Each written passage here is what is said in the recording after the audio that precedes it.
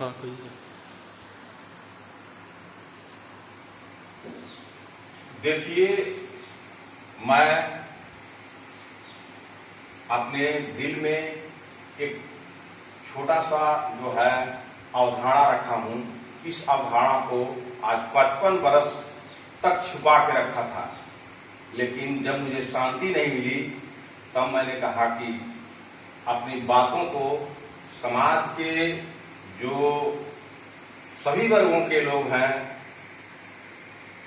या सभी वर्गों के पढ़ने वाले विद्यार्थी हैं, इसको समझें और समझ करके आईएएस, बीसीएस की परीक्षाओं में जो है अपना बहुत आसानी तरीके से जो है सफलता हासिल करने के मुकाम पर पहुंचे। तो आइए अब हम चलते हैं कि किस जो है तरीके से देश की सर्वोच्च सेवा जो संघ लोक सेवा आयोग के माध्यम से लोगों को मिलती है, इसमें एक राज व्यवस्था होती है, उससे भी सवाल पूछे जाते हैं।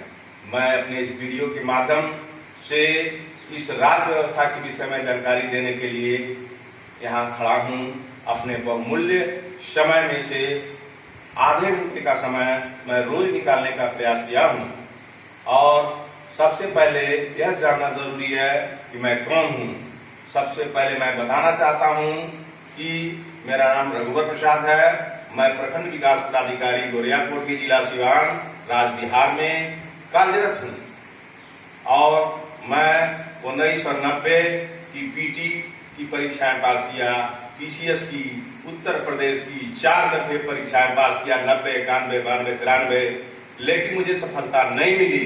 मेरे अंदर कुछ कमियां थी, इसलिए मुझे सफलता नहीं मिली। और उसके बाद मैं बिहार लोक सेवा आयोग की परीक्षा 1994 में दी थी। उस परीक्षा को भी मैंने मुख्य परीक्षा में बैठ करके सफलता हासिल की थी, किंतु जो है मुख्य परीक्षा और इंटरव्यू के माध्यम से मेरे अंदर कुछ कमियां थी, जिसके चलते असफलता हासिल लगी। उसके जो है बाद में बिहार में अधीनस्थ सबॉर्डिनेट सर्विस की सेवा थी, जिसमें मैं प्रखंड कल्याण पदाधिकारी के पद पर 1994 में नियुक्त हुआ। और 1996 में जो है मैं जो है प्रखंड कल्याण पदाधिकारी के पद पर योगदान मोतिहारी जिले में दिया। और साथ ही साथ इसके पहले मैं बहुत बढ़िया शिक्षक था, वो भी मैं किसी के सहारे, किसी के चाटुकारिता, किसी के सोच, किसी के पैरवी पर मैंने शिक्षक के पद पर बहाल नहीं हुआ था।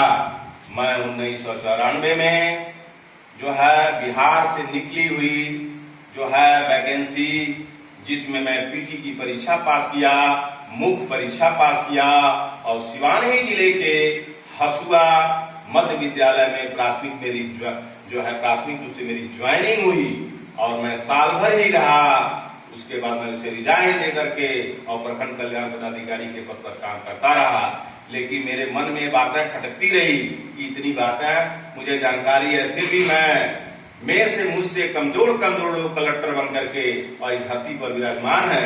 इसलिए हमने फैसला लिया कि क्यों नहीं मैं अपने ज्ञान से बहुतों लोगों को कलेक्टर बनाने के लिए प्रयास कर लूं। तो आइए अब चलते हैं हम भारतीय राज व्यवस्था, कैसे भारत में राज को चलाया जाता है। उसी राज व्यवस्था को चलाने के लिए जिस विषय का नाम संघ लोक सेवा आयोग में रखा गया है, उसका नाम है भारतीय राज व्यवस्था अथवा भारतीय संविधान। तो आइए, कोई भी इंसान हो, अगर जब अपने इतिहास को कोई भी इंसान यदि अपने इतिहास को नहीं जानता है, अपने इतिहास को नहीं जानता है, तो समझिए उसका विकास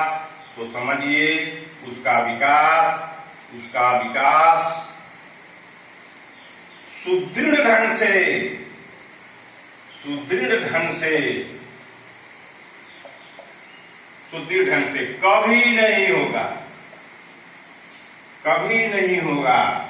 इसलिए मेरे इस वीडियो को जो लाइक करने वाले लोग हैं, जो विद्यार्थी हैं, वो इस बात को समझें कि हर एक इंसान को अपने पूरे इतिहास को सबसे पहले जानना चाहिए।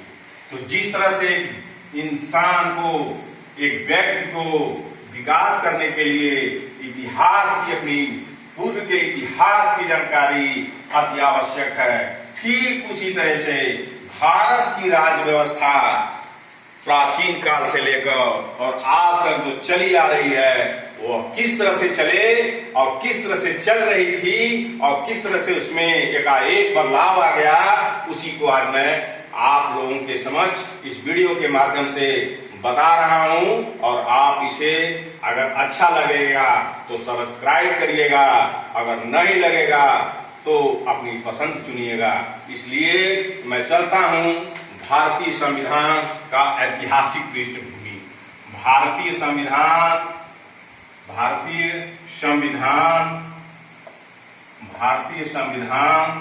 की ऐतिहासिक पृष्ठभूमि भारतीय संविधान का ऐतिहासिक पृष्ठभूमि। अगर आप इस वीडियो में आप पाएंगे कि भारतीय संविधान का जो है इतिहास क्या है, इसकी पृष्ठभूमि क्या है, तो इस हमारे वीडियो के माध्यम से आप ये अवधारणा राज्य व्यवस्था से संबंधित राज्य व्यवस्था से संबंधित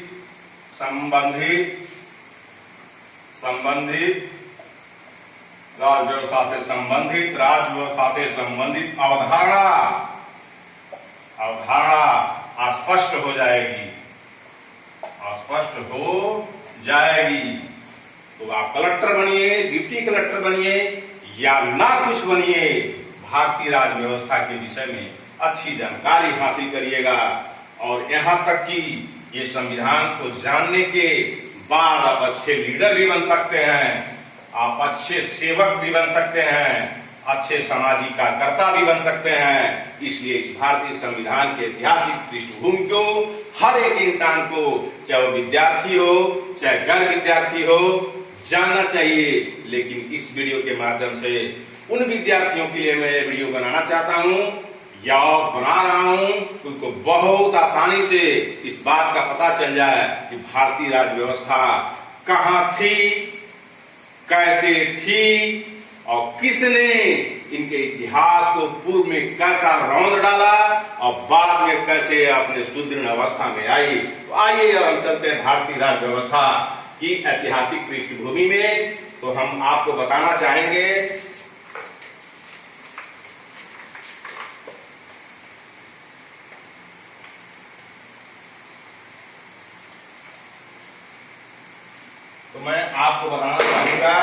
कि historical background Indian constitution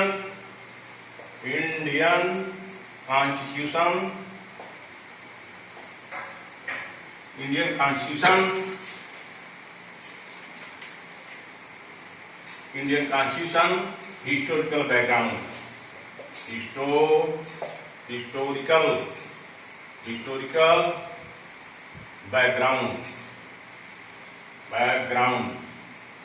historical background क्या था।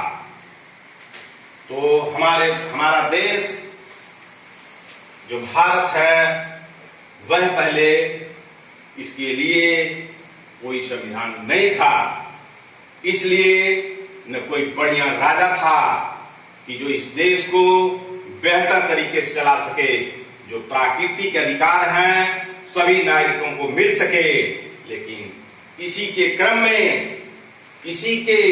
क्रम में इस नाजायज व्यवस्था का फायदा उठाकर अंग्रेज यानी ब्रिटिशों ने एक कंपनी भेजी, जिस कंपनी का नाम है ईस्ट इंडिया कंपनी।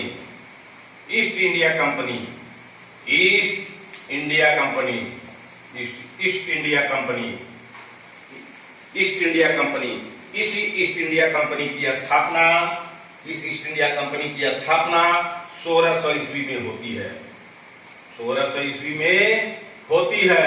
अब आइए आगे चलते हैं। ईस्ट इंडिया कंपनी की स्थापना क्यों हुई, ये आपको सोचना चाहिए। आपकी अवधारणा को स्पष्ट मैं करना चाहूंगा। क्यों हुई? क्योंकि कोई अच्छा व्यवस्थापक नहीं था, वैकुंठ था। भारत में खाली किसी अच्छे राजा की व्यवस्था नहीं थी। सभी अपने एक्चुअल बिल पर जिंदगी जीते थे। जिस तरह से कुत्ते अपने स्वार्थ के लिए, रोटियों के लिए दर दर दौड़ते रहते हैं, उसी तरह से इस भारत में हर जात, हर वर्ण, हर सामाजिक व्यवस्था के लोग कुत्तों की तरह से दौड़ते थे अपने निजी स्वार्थ के लिए। लेकिन जब इस निजी स्वार्थों ने, जब इनके निजी स्वार्थों ने, भारत के निजी स्वार्थों, भारत के निजी स्वार्थ वालों व्यक्तियों को, निजी स्वार्थ वाले व्यक्तियों को हानि पहुंचाने लगा, हानि पहुंचाने लगा, तो इस पर सबकी आंखें खुल गई, इस पर सबकी आंखें खुल गई। इसीलिए किसी भी व्यक्ति को अपने ऐतिहासिक पृष्ठभूमि को जानना जरूरी है। इसीलिए मैं आपको ले चलता हूं भारतीय संविधान की ऐतिहासिक पृष्ठभूमि। ऐतिहासिक पृष्ठभूमि में पहला जो वाक्य है कि जो है 1600 जो है ईस्वी में ईस्ट इंडिया कंपनी की स्थापना हुई। ईस्ट इंडिया कंपनी का मतलब हो गया कि इंडिया अपने ईस्ट माने होता है पूरब, और जो है पूरब के लोग भारत